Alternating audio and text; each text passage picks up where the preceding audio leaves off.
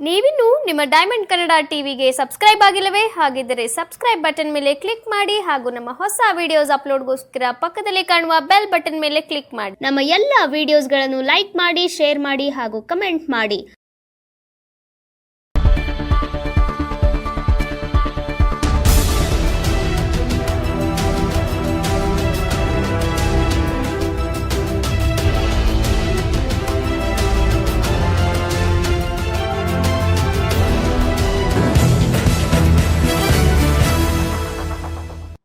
ಮಂಡ್ಯ ಜಿಲ್ಲೆ ಮಂಡ್ಯ ತಾಲೂಕು ಶಿವಳ್ಳಿ ಪೊಲೀಸ್ ಠಾಣಾ ವ್ಯಾಪ್ತಿಯಲ್ಲಿ ಬರುವ ಟೀಮಲ್ಲಿಗೆರೆ ಗ್ರಾಮದಲ್ಲಿ ವಾಸವಾಗಿರುವ ಪರಿಶಿಷ್ಟ ಜಾತಿಗೆ ಮಾದಿಗ ಜನಾಂಗಕ್ಕೆ ಸಮುದಾಯಕ್ಕೆ ಸೇರಿದ 5 ಕುಟುಂಬಗಳು ಕೂಲಿ ಕೆಲಸ ಮಾಡಿಕೊಂಡು ಜೀವನ ಸಾಗಿಸುತ್ತಿರುವುದು ಸರಿಯಷ್ಟೇ. ದಿನಾಂಕ 8/1/2025 ರಾತ್ರಿ ಸರಿಸುಮಾರು 10 ರಿಂದ 11 ಗಂಟೆ ಸಮಯದಲ್ಲಿ ವಿನಾಕಾರಣ ಜಾತಿ ನಿಂದನೆ ಮಾಡಿ ಅವ್ಯಾಜ ಪದಗಳಿಂದ ನಿಂದನೆ ಮಾಡಿರೋ ವಿಷಯಕ್ಕೆ ಹಾಗೂ ಗಲಾಟೆ ಮಾಡಿರುವ ವಿಷಯಕ್ಕೆ ಸಂಬಂಧಿಸಿದಂತೆ ಮಂಡ್ಯ ನಗರದ ಪೊಲೀಸ್ ವರಿಷ್ಠಾಧಿಕಾರಿಗಳ ಕಚೇರಿ ಬಳಿ ಪ್ರತಿಭಟನೆ ನಡೆಸಿದರು.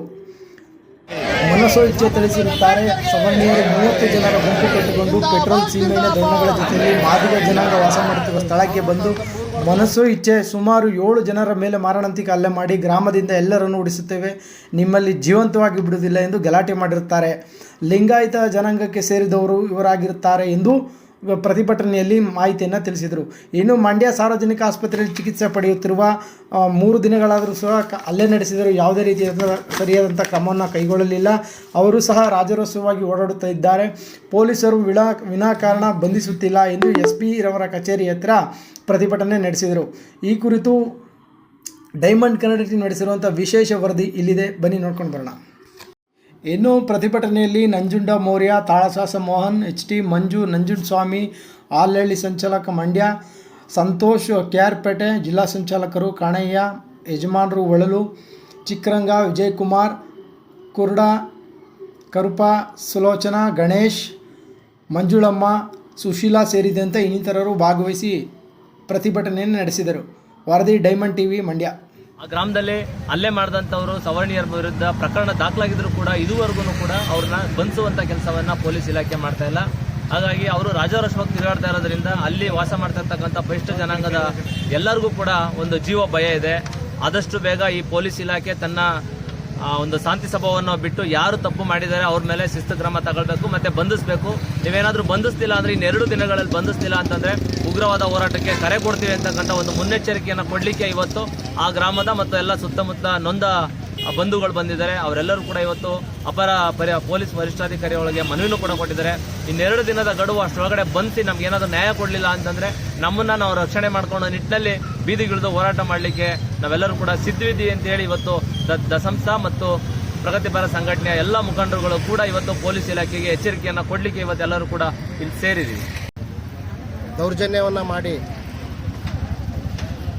ಸುಮಾರು 5 ಮನೆಯವರೆಗೂ ಕೂಡ 7 ಜನಕ್ಕೆ ಹೀನಾಮಾನವಾಗಿ ಹೊಡೆದಿದ್ದಾರೆ. ಇಡೀ ಗ್ರಾಮದಲ್ಲಿ 30 ರಿಂದ 40 ಜನ ಸೇರಿ ಹೊಡೆದಿಯವರಿಗೆ ಸುಮಾರು ರಾತ್ರಿ 10 ರಿಂದ 11 ಗಂಟೆ ಸಮಯದಲ್ಲಿ ಪೊಲೀಸ್ನವ್ರು ಬಂದು ಬಿಡಿಸೋವರೆಗೂ ಕೂಡ ಅವ್ರನ್ನ ಹೊಡೆದು ಅದನ್ನು ಕೇಳೋದಕ್ಕೆ ಭಾಳ ನೋವಾಗಂಥ ಸಂಗತಿ ಇದು. ಅದಾದಮೇಲೆ FIR ಆಗಿದೆ. ಮೊಕದ್ದಮೆ ದಾಖಲಾದ್ಮೇಲೆ ಕೂಡ ಪೊಲೀಸರು ಕೂಡ ಅವ್ರನ್ನ ಬಂಧಿಸೋಂಥ ಕೆಲಸ ಇದುವರೆಗೂ ಮಾಡಲಿಲ್ಲ. ಹಾಗಾಗಿ ನಾವು ಇವತ್ತು ಮಂಡ್ಯ ಜಿಲ್ಲಾ ವರಿಷ್ಠಾಧಿಕಾರಿ ಕಚೇರಿ ಮುಂದೆ ಇವತ್ತು ನಾವು ಒಂದು ಸಾಂಕೇತಿಕವಾದಂಥ ಒಂದು ಮನವಿಯನ್ನು ಸಲ್ಲಿಸುವ ಮುಖಾಂತರ ಅವನ್ನ ಕಾನೂನು ಪ್ರಕಾರ ಜಲ್ದಿ ಬಂಧಿಸಬೇಕು ಮತ್ತು ಆ ಕುಟುಂಬಗಳಿಗೆ ರಕ್ಷಣೆ ಕೊಡಬೇಕು. ಈ ದೇಶದಲ್ಲಿ ದಲಿತರ ಸ್ಥಿತಿಗತಿಗಳು ಇವತ್ತು ಕೂಡ ಸುಮಾರು 50-60 ವರ್ಷಗಳ ಹಿಂದೆ ಇರೋಂಥ ಘಟನೆಗಳು ಅಲ್ಲೊಂದು ಇವತ್ತು ಕೂಡ ಮರುಕಳಿಸ್ತಿದೆ. ಆ ರೀತಿ ಆಗಬಾರ್ದು. ಪೊಲೀಸ್ ಇಲಾಖೆಯ ಕಟ್ಟಿಟ್ಟ ಕ್ರಮ ತಗೊಂಡು ಅವ್ರನ್ನ ರಕ್ಷಣೆ ಮಾಡೋಂಥ ಕೆಲಸ ಮಾಡಬೇಕಂತೇಳಿ ಇವತ್ತು ಮನವಿಯನ್ನು ಕೊಟ್ಟಿದ್ದೀವಿ. ಇವರೇನಾದರೂ ಮನವಿಗೆ ಸ್ಪಂದಿಸಿ ಅದನ್ನ ಸರಿಯಾದ ರೀತಿ ಅವ್ರು ಬಂಧಿಸಲಿಲ್ಲ ಅಂತಂದರೆ ಮುಂದಿನ ಹೋರಾಟವನ್ನು ಇನ್ನೊಂದು 2-3 ದಿನಗಳಲ್ಲಿ ಮತ್ತೆ ಕೂಡ ನಾವು ಕಾರ್ಯರೂಪ ಪಡಿಸಿ ಬೀದಿ ಹೋರಾಟವನ್ನು ಮಾಡ್ತೀವಿ ಅಂತೇಳಿ ಈ ಸಂದರ್ಭದಲ್ಲಿ ಹೇಳಲಿಕ್ಕೆ ಇಷ್ಟಪಡ್ತೀವಿ. ನನ್ನ ಹೆಸರು ನಂಜುಂಡ ಮೌರ್ಯ ಅಂತೇಳಿ ರಾಜ್ಯದ ಸಂಘಟನಾ ಸಂಚಾಲಕರು, ಕರ್ನಾಟಕ ದಲಿತ ಸಂಘ ಸಮಿತಿ ಮಂಡ್ಯ. ಹೊಸ ಮುಗಿಸ್ಕೊ ಬರ್ತಾರೆ ಯಾರು ಅಡ್ಡಾಗಿದೆಯಾ ಕುಂತಿದ್ರಲ್ಲಿ ಮಾದೇವಪ್ಪ ಅಂತ ಕುಂತಿದ್ದ.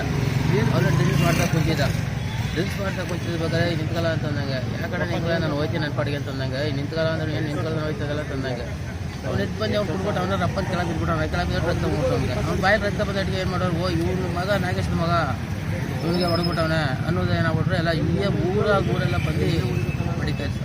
ಹೊಡಿತಿರ್ಬೇಕಾದ್ರೆ ನಾವೇ ಊಟ ಮಾಡ್ತಿದ್ದೆ ತಕ್ಷಣಕ್ಕೆ ಎದ್ದು ಬಂದು ಏನೋ ಗಲಾಟೆ ಅಂತ ಹೊರಗಡೆ ಬಿಟ್ಟು ನನ್ನ ಮಗ ಅಂತ ಗೊತ್ತಿಲ್ಲ, ಏನೋ ಗಲಾಟೆ ಅಂತ ನೋಡಿ ಮಾಡ್ತಾರೆ ಈ ಸೈಡ್ ಬಂದು. ಅಲ್ಲಿ ಬಂದು ನೋಡ್ರೆ ನಾಯಿ ಹೇಳ್ಕೊಂಡು ಹೊಡಿತಾರಲ್ಲ ಸರ್, ನಾಯಿ ಹೇಳ್ಕೊಂಡು ಹೊಡಿತಾರಲ್ಲ ಆ ಥರ ಹೊಡಿತಾವ್ರೆ. ನಾನು ನೋಡಿ ಬಂದೆ, ಹಿಡ್ಕೊಂಡು ಕಾಲೆಲ್ಲ ಕಟ್ಕೊತೀನಿ, ಗೋಗತ್ತೀನಿ, ಬಿಡೋಣ ಏನು ಮನ್ಸಿನ ಇಷ್ಟ ಅಷ್ಟೇ ಅಂತ ಹಂಗಂದಾಗೆಲ್ಲ ನನಗೂ ಬೇಕಾದಷ್ಟು ರಪ್ಪ ಶಿಕ್ಷೆ ತಾಳ್ಕೊಂಡ್ರೆ ಸೂಳೆ ಮನೆ ಪೋಳಿ ಮನೆ ಮಾದು ನನ್ನ ಮಕ್ಕಳ ನಿಮ್ಗೆ ಇಷ್ಟು ದೌರ್ಯ ಹೋಗ್ಬಿಡ್ತಾರೆ, ಅವ್ರು ಹೊಡೆದ್ರೆ ಇವ್ರು ಹೋದ್ರು ಏನು ಥರ ಮಾಡ್ತಾರೆ ನಮಗೆ ಹೆಚ್ಚಾಗ್ಬಿಟ್ಟು ಹಿಂಗ್ಸ್ ಬಂದ್ರೆ ಅವ್ರಿಗೂ ಏಟ್ ಹೊಡೆದ್ರು. ಸರಿ ಆಮೇಲೆ ಅಷ್ಟೊಂದು ಪೊಲೀಸ್ ಜೀಪ್ ಒಂದು 5 ನಿಮಿಷ ಬರಲಿಲ್ಲ. 3 ಜನ ಹೆಣ ಸರ್ ಆ ಗಳಿಗೆ ಇನ್ನು 15 ನಿಮಿಷ ಬರಲಿಲ್ಲ, ಒಂದು 5 ನಿಮಿಷ ಬರಲಿಲ್ಲ ಸಾಕಾಯಿತು.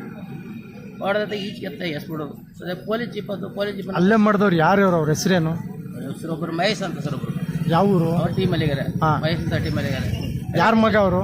ಅವನು ಮಲ್ಲೇಶ್ವರ ಮಗ ಸರ್, ಅವನು ಯಾವ ಜನಾಂಗದ? ಲಿಂಗಾಯತರು ಸರ್ ಅವರು. ಇಲ್ಲೊಬ್ಬ ನಟ ಅಂತ ಸರ್, ಅವ್ರ ಹೆಸರು ಪಾಪಣ್ಣ ಅಂದ್ಬಿಟ್ಟು.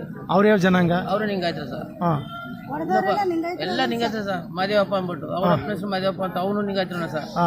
ಆಮೇಲೆ ಇನ್ನೊಬ್ಬ ಮುತ್ತು, ಏನ್ ಅವೆಲ್ಲ ಏನಿಲ್ಲ ಫುಟ್ಬಾಲ್ ಹೊಡಿತಾರಲ್ಲ ಹಂಗ್ ಹೊಡಿತಾರೆ ಸರ್ ಬಂದು. ಅವನೊಬ್ಬ ಮುತ್ತು ಸರ್.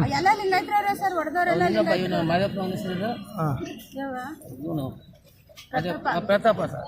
ಏನ್ ಹಿಂಗ್ ಕೈಲಿ ಬಾಕ್ಸಿಂಗ್ ಹೊಡ್ತಾರೆ ನಾವೆಲ್ಲ ಕಾಲ್ಗೆಲ್ಲ ಬಿದ್ದು ಬೇಡ್ಕೊಂಡ್ವಿ ಸರ್, ಏನೇ ಇದ್ರು ಮಾತಾಡೋಣ ಬಿಡ್ರಪ್ಪ ದಮ್ಮಯ್ಯ ಅಂತೀನಿ ಅಂತ. ಅವರು ಹೋಗ್ಬಿಡಿ ಅತ್ತಗೆ ಅಂತ ಎಳ್ದಾಕ್ಬಿಟ್ಟು ಆಗೋಷ್ಟು ಹೊಡೆದ್ರು ಸರ್. ಇವ್ರು ಹೋಗಿ ಬಿಡ್ಸಕ್ ಹೋದ್ರು, ಇವ್ರು ಹಾಕೊಂಡು ಹೊಡೆದ್ರು. ಒಂದ್ ನಿಮಿಷ ಹೋಗ್ಲಿಲ್ಲ ಅಂದ್ರೆ ಇಬ್ರು ಸತ್ತೋಗೋರು ಸರ್. ನಾವ್ ಗಾಡಿ ಬೇಡ್ಕೊಂಡು ಎಲ್ಲ ಕಾಲ್ಗೆಲ್ಲ ಬಿದ್ದಿದ್ದು ಕೇಳ್ಕೊಂಡೆ ಸರ್. ಯಾರು ಸರಿಕರಣೆ ತೋರ್ಲೇ ಇಲ್ಲ, ಯಾಕೆ ಅಂತ ಕೇಳೋಣ ಅನ್ನೋ ತಾಳ್ಮೆನೆ ಯಾರಿಗೂ ಇರ್ಲಿಲ್ಲ ಸರ್. ಆ ರೀತಿ ಹೊಡೆದಾಕ್ಬಿಟ್ಟಾರೆ ಸರ್. ಈಗ ಅವ್ನ ಅಡ್ಮೆಂಟ್ ಮಾಡಿವಿ. ಸರ್ ಏನಾಗ್ತದೆ ಗೊತ್ತಿಲ್ಲ, ಎಲ್ಲ ಕಡೆ ಇಟ್ಟಿರ್ತದ, ಗುಂಡೆ ಗಿಂಡೆ ತಲೆಗೆಲ್ಲ ಇಟ್ಟಿರ್ತದ, ಬದುಕ್ತಾನ ಉಳ್ಕತ್ತಾನ. ಅವ್ರ ಮೇಲೆ ಕಂಪ್ಲೇಂಟ್ ಆಗಿದೆ, ಪೊಲೀಸರು ಏನು ಕ್ರಮ ಕೈಗೊಂಡಿಲ್ಲ. ಏನು ಇನ್ನು 4 ದಿನ ಸರ್, ಇನ್ನು ಏನು ಗಮನ ತಗೋದಿಲ್ಲ. ಇನ್ನು ಏನು ಗಮನನೇ ಇಲ್ವಲ್ಲ. ನ್ಯಾಯ ದೊರಕಿಸ್ಕೊಡಿ ಅಂತ ಕೇಳ್ಕೊತೀವಿ.